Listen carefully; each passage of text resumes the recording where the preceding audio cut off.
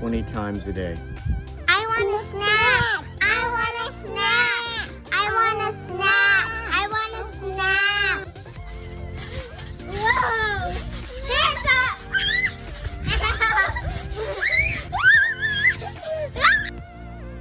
a... All day. Daddy, daddy, daddy, daddy, daddy, daddy, daddy, daddy, daddy, daddy, daddy, daddy. Well, I don't know what life has been like for you. There are birds singing, so that's a good thing. But there's lots of interruptions and distractions and things that just make it hard to feel like you're getting into a good rhythm. And I'm a very task-oriented person, so any disruption to my to-do list is very challenging for me. But I can think of one major distraction/interruption in somebody's life that actually had incredibly divine, powerful significance for him and for the world.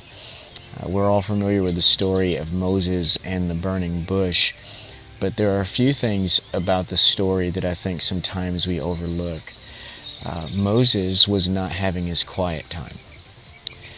Moses wasn't having his, morning coffee, Bible reading, whatever time when he had an encounter with God. Actually, Moses was working. He was just doing what he was supposed to do, and then something weird happened, something that he didn't expect, but it caught his attention. And that's really the key. He saw a bush and it was burning, it wasn't being consumed. And the Bible says that he kind of said to himself, I'm going to go check this out.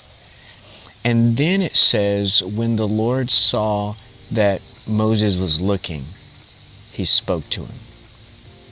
I think in the past I've read the story wrong. I think I always thought that Moses was just out doing his thing and God spoke to him out of a burning bush. And that's really not what happened. Actually, Moses had to be interrupted from his regularly scheduled programming. He had to notice something that was completely out of the ordinary and actually pay attention. I think if it were me and I saw something like that, I'd be like, man, that's cool. All right, flock, let's get going. We still have a schedule to keep. But Moses actually stopped and he paid attention. And it was only after God had Moses' attention that he spoke to him. And I really want that to sink into you. That God, he's not just a God that's in a box that only speaks to us in the minutes that we allot to him. Actually, all the minutes are his. And I have found that sometimes when I don't necessarily hear God in my quiet time, I may hear him at other times. And some of those moments may seem like interruptions from what I'm supposed to be doing and focusing on at that time. Maybe this whole situation that we find ourselves in, we should actually turn it around, and instead of seeing it as an interruption, we should see it as an invitation to pay attention. And just maybe, if we can pay attention long enough, we can hear God speaking to us about what he wants to do in us, what he wants to do through us. So I just want to encourage you today. All the minutes are God's. He can speak to you at any time, but it does require you to slow down and pay attention.